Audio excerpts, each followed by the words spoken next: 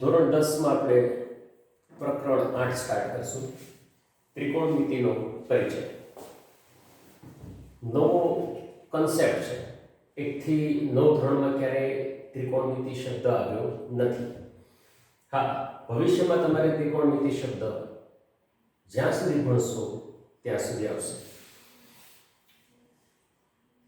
તો ખૂબ ઇમ્પોર્ટન્ટ, ખૂબ ઇન્ટરેસ્ટિંગ અને નવો ટોપિક આપણે શીખવાનો છે. ત્રિકોણમિતિ ઇંગ્લિશમાં ટ્રિગોનોમેટ્રી કહે છે. ટ્રિગોનોમેટ્રી. ટ્રાઈ એટલે 3, ગોન એટલે બાજુ, મેટ્રન એટલે માપ. 3 ગ્રીક શબ્દો છે. અંતર અને ઊંચાઈના માપન માટે એ જરૂરી છે, જે આપણે પ્રકરણ 9 માં શીખશું. પ્રકરણ 9 નું નામ જ છે અંતર અને ઊંચાઈ. તો એનું આ બેઝિક ચેપ્ટર થઈ જશે. પછી તમને 11-12 સાયન્સમાં ફિઝિક્સ, કેમિસ્ટ્રી, બરાબર, એ બધામાં આવશે. ખગોળશાસ્ત્રીઓ પ્રાચીન સમયમાં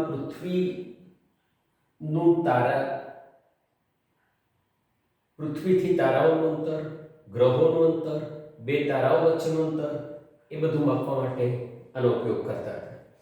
પ્રાચીન સમયમાં ઇજિપ્ત અને બેબીલોન જે છે સંસ્કૃતિ, એના ગ્રંથોમાં ત્રિકોણમિતિનો ઉપયોગ એ લોકોએ કર્યો હોય એવો ઉલ્લેખ છે.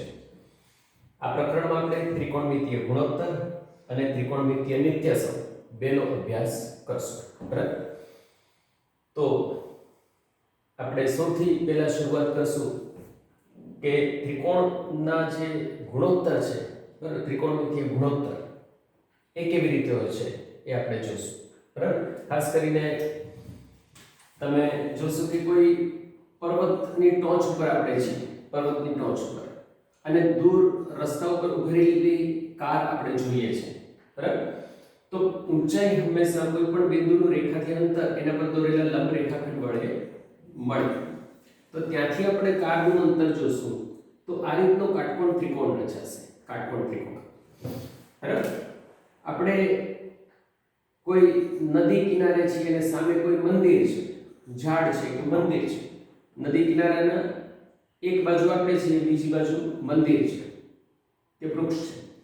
તો આ કિનારાથી આપણે વૃક્ષની ટોચ આપણે જોશું તો આ રીતનું ત્રિકોણ રચાશે. બરાબર? તો જે પર્વતની ઊંચાઈ માપવી, નદીના આ કિનારા પર આપણે છે ત્યાંથી સામેના કિનારા પર આવેલા વૃક્ષની ઊંચાઈ માપવી, મંદિરની ઊંચાઈ માપવી, નદીની પહોળાઈ માપવી, આ જે વાહન છે એનું પર્વતથી અંતર માપવું, બરાબર, ઊંચાઈ અને અંતર એ માપવા માટેનું ગણિત આપણે આજે શીખવાનું છે. બરાબર? તો આ રીતનો કાટકોણ ત્રિકોણ રચાશે અને કાટકોણ ત્રિકોણમાં જે ગુણોત્તર આપણે શીખવાના છે એ હવે આપણે જોઈએ. બરાબર? તો પહોંચે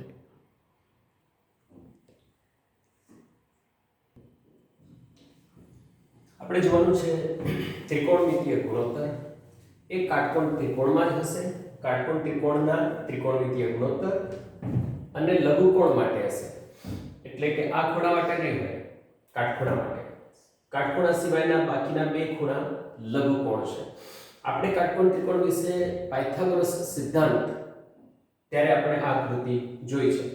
પાયથાગોરસ સિદ્ધાંત શું છે કે કાટકોણ ત્રિકોણમાં કર્ણનો વર્ગ એટલે કે AC², કર્ણનો વર્ગ એ કાટખૂણો બનાવતી 2 બાજુઓના વર્ગોના સરવાળા જેટલો હોય છે. AB² + BC². ઓકે, તો એ સિદ્ધાંત આપણે જોયો છે, પાયથાગોરસનો સિદ્ધાંત. બરાબર? તો આ છે ધારો કે તો Q કાટખૂણો છે એની સામેની બાજુ કર્ણ થશે અને કર્ણનો વર્ગ કાટખૂણો બનાવતી 2 બાજુઓના વર્ગોના સરવાળા જેટલો છે. પાયથાગોરસ સિદ્ધાંત, પાયથાગોરસ પ્રમેય આપણે હમણાં શીખ્યા 10મા ધોરણમાં. પાયથાગોરસ સિદ્ધાંત આપણે 8મા ધોરણથી શીખ્યા હતા. એમાં પાયથાગોરિયન ત્રિપુટી પણ આવતી હતી કે અમુક આંકડા જે છે એ આ સૂત્ર પ્રમાણે હોય છે. એટલે કે PQ² + QR² = PR². તો એ પાયથાગોરસ સૂત્ર છે. આપણે પણ આ ચેપ્ટરમાં એનો પણ ઉપયોગ કરશું. આપણે હમણાં જોયું કે 2 વસ્તુ આપણે જોવાની છે, ત્રિકોણમિતિય ગુણોત્તર અને એક ત્રિકોણમિતિય નિત્યસમ.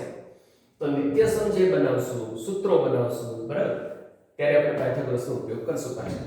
હવે અત્યારે આપણે જોઈએ ત્રિકોણમિતીય ગુણોત્તર. જો ગુણોત્તર આપણે ખ્યાલ છે કે 4 અને 5 તો એ ગુણોત્તર છે. 4 અને 5 બરાબર. એને આપણે ગુણોત્તરની ભાષામાં 4/5 લખી શકાય. બરાબર. તો 1/2 ગુણોત્તર છે. 1/2 બરાબર. તો એ રીતે આમાં ગુણોત્તર જે છે બરાબર, ગુણોત્તર એ કયા કયા ગુણોત્તરો શક્ય બનશે? લઘુકોણ માટે જ, આના માટે જ છે. તો કાટકોણ ત્રિકોણમાં કાટખૂણા સિવાયના બે લઘુકોણ છે, એટલે આના માટે પણ ગુણોત્તરો મળશે અને ખૂણા A માટે પણ ગુણોત્તરો મળશે. આ ખૂણાનું આપણે C ખૂણો પણ કહી શકાય અને એને તમે થીટા નામ પણ આપી શકો, આલ્ફા બીટા કોઈ પણ નામ આપી શકો. સેમ આને પણ થીટા આપણે આપી શકાય. વત્તા કાટકોણ ત્રિકોણમાં આ બંને વચ્ચે કોટિકોણનો સંબંધ છે, એટલે કે બે ખૂણાનો સરવાળો 90 અંશ થાય. કારણ કે આનું માપ 90 છે એટલે બાકીના બેનો સરવાળો 90 થશે, એટલે આ બંનેનો સરવાળો 90 જ થશે. હવે જે બે સંખ્યાનો સરવાળો 90 હોય એ બંને 90 થી નાના જ હશે, બરાબર. એટલે બંને લઘુકોણ હશે અને બંને માટે આપણને ત્રિકોણમિતીય ગુણોત્તર મળશે. તો આપણે બાજુઓના ગુણોત્તર લેવાના છે. આપણી પાસે 3 છે સંખ્યા. ધારો કે આપણી પાસે 4 5 અને 6 ત્રણ સંખ્યા છે, બરાબર. તો એને આપણે કયા કયા ગુણોત્તર બનાવી શકશું? તો 4/5, 4/6, 5/6, બરાબર. પછી તો દરેકના વ્યસ્ત લઈએ. 5/4, 6/4, 6/5, બરાબર. તો 1 2 ને 3 સંખ્યા છે તો આપણે 1 2 3 4 5 ને 6 ગુણોત્તર બનાવી શકશું. એવી રીતે આપણે આ જે છે ત્રિકોણ, એમાં 3 બાજુઓ છે. આ ખૂણા માટે આનું નામ આપણે આપ્યું સામેની બાજુ, ટૂંકમાં એને કહીશું સાબા. આનું નામ આપ્યું પાસેની બાજુ, ટૂંકમાં કહીશું એને પાબા. અને આ થશે કર્ણ. તો તમને ખ્યાલ આવ્યો કે આપણે કેવા 6 ગુણોત્તર લેવાના છે, બરાબર. તો પહેલો ગુણોત્તર થશે સામેની બાજુ છેદમાં કર્ણ, AB છેદમાં AC, સાબા છેદમાં કર્ણ, સામેની બાજુ છેદમાં કર્ણ. બીજો ગુણોત્તર આપણે લઈ શકીએ પાસેની બાજુ છેદમાં કર્ણ, પાબા છેદમાં કર્ણ. ત્રીજો ગુણોત્તર લઈએ આપણે સામેની બાજુ છેદમાં પાસેની બાજુ. ચોથો ગુણોત્તર લઈએ આપણે પાસેની બાજુ છેદમાં સામેની બાજુ, બરાબર. અહીંયા લખીએ પાસેની બાજુ છેદમાં સામેની બાજુ, બરાબર. આપણે 4 લખ્યા ગુણોત્તર. જેમ કોઈ પણ 3 સંખ્યા હોય એની વચ્ચે આપણે 6 ગુણોત્તર લઈ શકીએ. હવે આના સિવાય કોઈ ગુણોત્તર આપણને નહીં મળે. આપણે 5/6 લઈએ તો આવી ગયા છે માટે 5/6, 5/4 લખીએ તો આવી ગયા છે, બરાબર. તો 3 સંખ્યાને અંશછેદ તરીકે લખીએ, ગુણોત્તર તરીકે લખીએ તો 6 સ્વરૂપે લખી શકાય. એમ આ 3 બાજુઓ છે આપણે 6 સ્વરૂપે જ લખી શકશું. એમાંથી 4 તો આપણે લખી લીધા, 1 2 3 અને 4. હવે થશે કર્ણ છેદમાં સામેની બાજુ અને કર્ણ છેદમાં પાસેની બાજુ, બરાબર. તો ત્રિકોણની જે 3 બાજુઓ છે, કોઈ પણ કાટકોણ ત્રિકોણ હોય, બરાબર, એની જે 3 બાજુઓ છે એમાં કર્ણનું નામ ફિક્સ છે. આ બે બાજુના નામ ચેન્જ થશે કે તમે ધારો કે આ ખૂણાના ગુણોત્તર લેવા હોય તો એના માટે આ સામેની બાજુ થશે, આ પાસેની બાજુ થશે. આ ખૂણાના તમે ગુણોત્તર લખવા હોય તો ઓટોમેટિકલી સામેની બાજુ કઈ થશે? આ થશે. અને આ એની કેવી થશે? પાસેની બાજુ થશે. આ ખૂણો 20 અંશ હશે તો આ કેટલા હશે? 70, કારણ કે બંનેનો સરવાળો 90 થાય, બરાબર. એટલે આનો ધારો કે 20 અંશનો આ ખૂણો છે, બરાબર. એના માટે સામેની બાજુ છેદમાં પાસેની બાજુ AB છેદમાં BC થશે.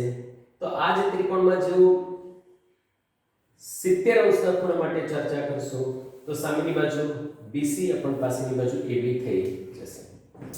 હવે ત્રિકોણમિતિમાં આ જે ગુણોત્તરો છે એને નામ આપી દીધા છે કે જેમ કે સામેની બાજુ ભાગ્યા કર્ણ હોય એને sin નામ આપ્યું છે. sin C આપણે sin C લખી શકાય, બરાબર. અને sin થીટા પણ લખી શકાય, sin C, બરાબર. ગુજરાતીમાં એને બોલાશે sin, તો તમારે sin નો અર્થ થશે સામેની બાજુ ભાગ્યા કર્ણ. sin નો અર્થ આ પાછળની બાજુ ભાગ્યા કર્ણ થશે cos c. cos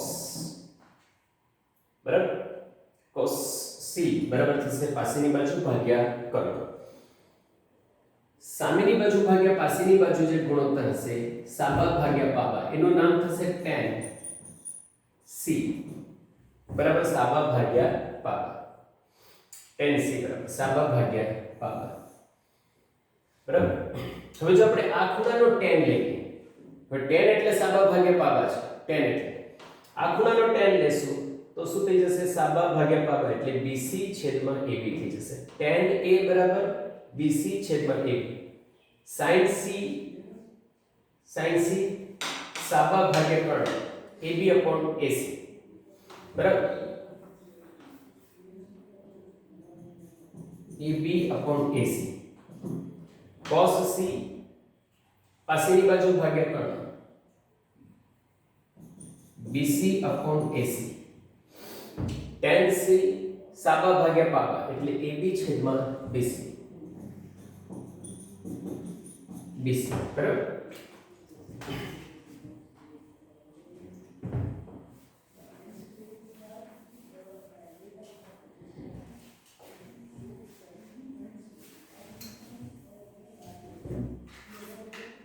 હવે આગળ જોઈએ આપણે cot C. cot અને ગુજરાતીમાં વંચાશે tan. cot C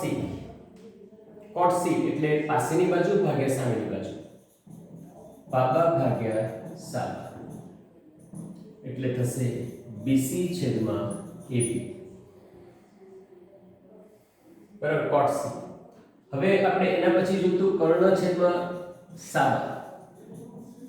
કર્ણ છેદમાં સાબા આ જે ગુણોત્તર છે એ ઓળખાય છે cosec ના નામથી ઓળખાશે. COSEC cosec. બરાબર, અને પછી પાછળ આવશે ખૂણાનું નામ C. cosec થીટા પણ લખી શકાય જો આપણે ખૂણાને થીટા કહ્યું હોય તો. બરાબર, આ ખૂણા માટે cosec લેવાનું હોય તો cosec A થશે પાછળની બાજુ, અરે cosec A કર્ણ ભાગ્યા સામેની બાજુ. આ ખૂણા માટે થશે કર્ણ AC ભાગ્યા સામેની બાજુ AB. તો બરાબર થશે AC છેદમાં AB. બરાબર. હવે એના પછી આવશે આપણે જોઈતું કર્ણ છેદમાં પાછળની બાજુ, કર્ણ ભાગ્યા પાબા, એને કહેવાય છે sec C. sec C આ sec. બરાબર, આ ખૂણા માટે લેશું તો sec A કર્ણ ભાગ્યા પાછળની બાજુ. આ ખૂણા માટે લીધું C ખૂણો છે તો sec C થશે. બરાબર, sec C બરાબર AC છેદમાં BC થશે કારણ કે એની BC પાસેની બાજુ છે. તો sin C, cos C, tan C, cot C, cosec C અને sec C. બરાબર, તો sin, cos, tan, cot, cosec અને sec ચોપડીમાં થોડા ક્રમ અલગ છે, આપણે અલગ રીતે કરાવીએ છીએ. બરાબર, તો સામેની બાજુ ભાગ્યા કર્ણ, પાછળની બાજુ ભાગ્યા કર્ણ, સાબા ભાગ્યા કર્ણ, sin પાબા ભાગ્યા કર્ણ, cos સાબા ભાગ્યા પાબા, tan પાબા ભાગ્યા સાબા, cot કર્ણ ભાગ્યા સાબા, cosec અને કર્ણ ભાગ્યા પાબા એ થશે sec. બરાબર, તો આ 6 ગુણોત્તરો છે. એ 6 ગુણોત્તરો સૌથી પહેલા આપણે સરસ તૈયાર કરવાના છે અને બાજુમાં એક ત્રિકોણ લખ્યો છે ત્રિકોણ PQR. બરાબર, એમાં તમે ખૂણા R માટે લખી શકો. બરાબર, સેમ આ રીતે સૂત્રો, આ સૂત્રો બરાબર જોઈ લો. પછી આ જ સૂત્રો તમે ખૂણા A માટે તમારે જાતે લખવાના થશે. ખૂણા A માટે સૌથી પહેલા તમારે આ સરસ તૈયાર કરી લેવાનું રહેશે. બરાબર, નેક્સ્ટ લેક્ચર આપણે આગળ ચલાવશું. બરાબર, નેક્સ્ટ લેક્ચર. ઓકે.